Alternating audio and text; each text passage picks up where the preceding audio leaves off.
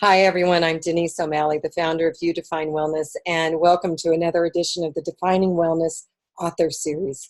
If you've been following along with us, you know that what I'm doing is I'm introducing you to You Define Wellness network providers who have authored books on health and wellness. And today it is very much my pleasure to introduce you to Sharon Harvey Alexander. And Sharon has written a book called Learning to Breathe, Learning to Live, Simple Tools to Alleviate Stress and Invigorate Your Life. And Sharon, thank you very much for being here with me today. Hello, Denise. It is my pleasure. Thank you for the opportunity.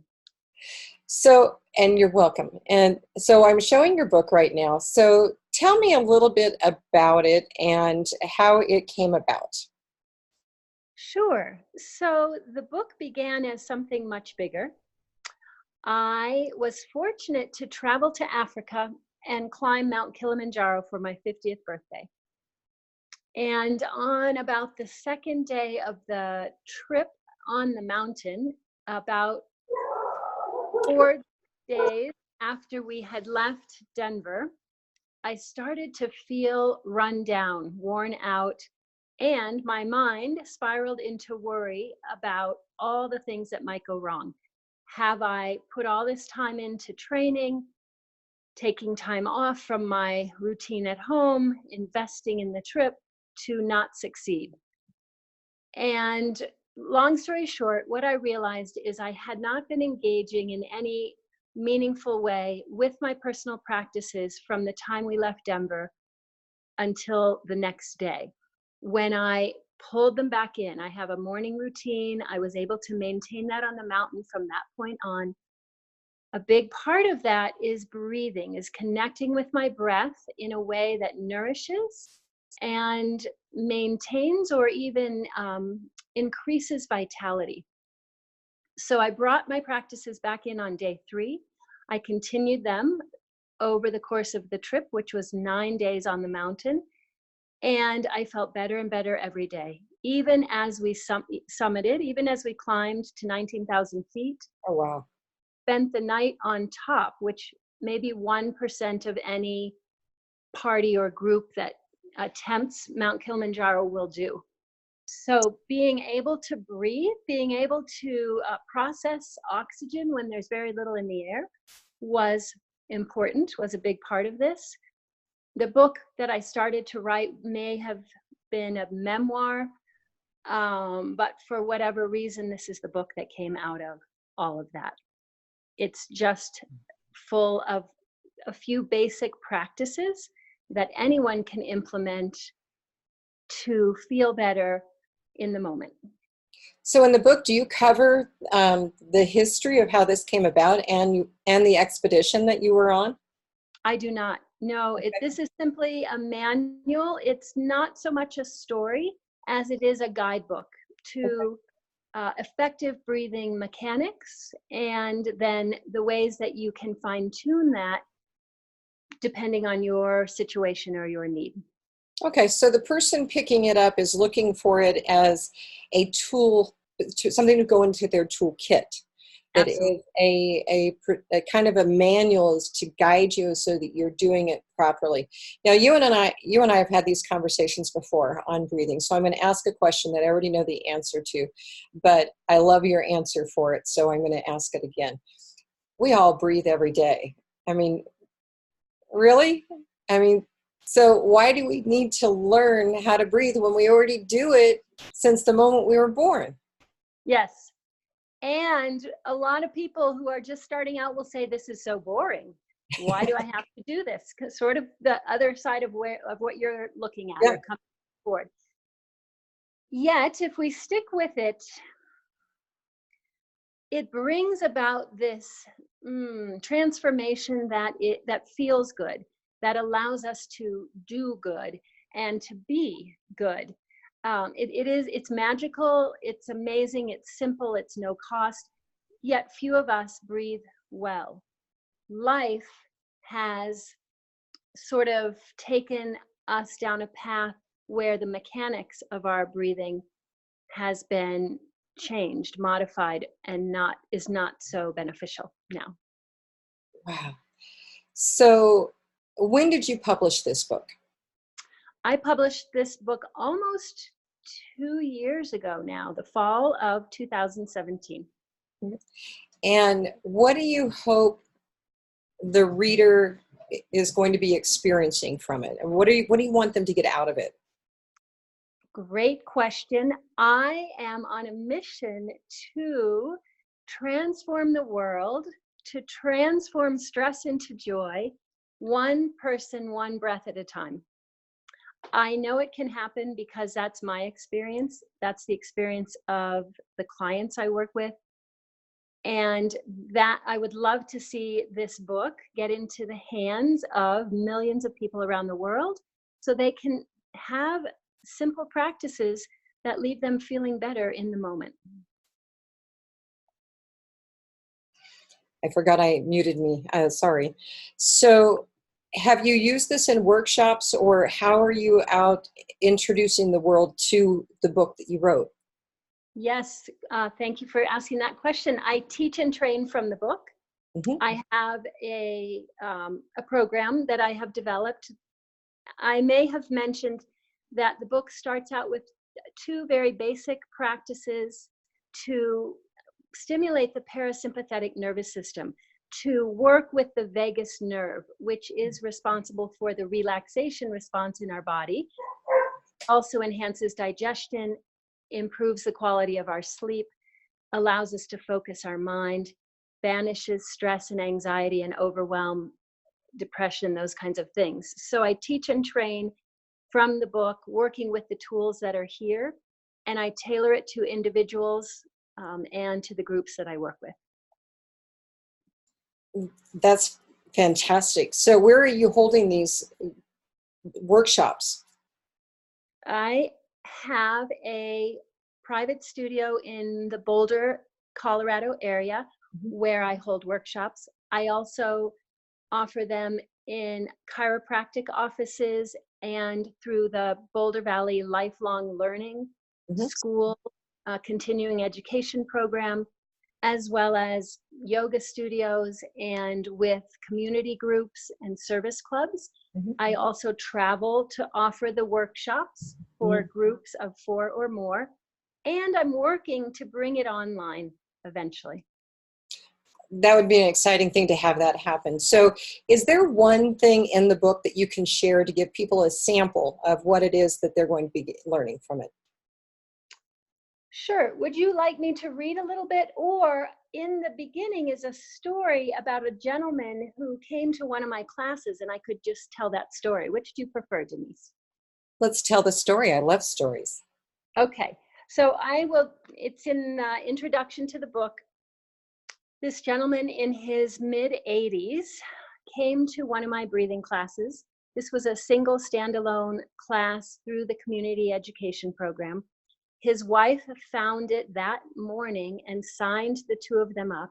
He has been struggling with breathing for some time. He actually was on oxygen 24 hours a day. So they arrived, they shuffled in, feeling a little sheepish, I think, a little uncertain about what to expect. Behind him was trailing his oxygen machine. They sat down, we went through the course, which was about an hour long. And as I was saying goodbye to different people, unbeknownst to me, this gentleman was in the corner taking his pulse ox to see what his reading was. He had also taken that in the car before they came into the room for the class. So he had something to compare. It was mid-80s. The numbers are escaping me. I could look it up in the book, but for our time, let's say it was 88 pulse ox, which is low. He had been feeling tired, lethargic.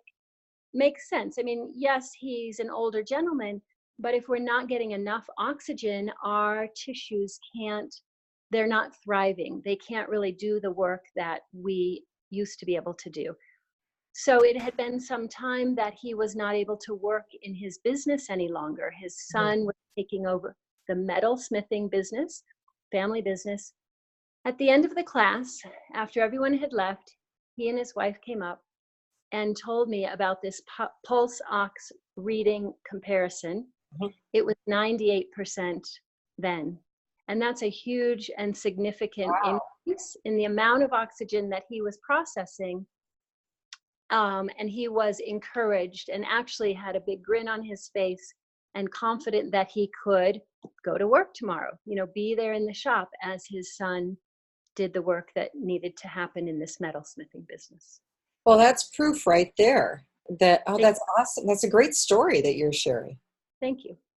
I mean, this works. There are many other stories like that. I'll share another story. A gentleman in his 60s, mid 60s. He's a realtor. He used to be a long distance truck driver for many years. He's had a variety of careers, but he is a very successful realtor in the area. He was going in for hip surgery, hip replacement surgery. He bought my book maybe 6 months before he had the surgery. He read through it. He practiced everything. He met with me a couple of times to get some refinements suggested on his technique to work with me directly. Went to surgery. He was all prepped. The nurses had him all draped, all ready to wheel into the operation room. They took his blood pressure and it was sky high. So they said, I'm sorry, we won't be able to do this surgery if your blood pressure doesn't come down in the next half hour. So they wheeled him into a quiet room.